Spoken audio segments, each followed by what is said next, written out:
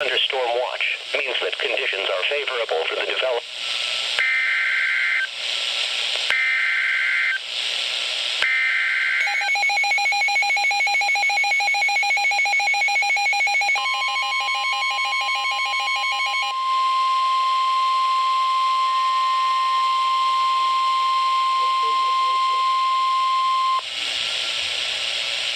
The National Weather Service in Milwaukee has issued a severe thunderstorm warning for Rock County in south-central Wisconsin, southeastern Greene County in south-central Wisconsin until 8:15 p.m. At 7:34 p.m., a line of severe thunderstorms was located near Monroe, moving northeast at 55 miles an hour.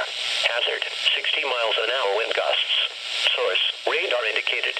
Impact, expect damage to roofs, siding and trees.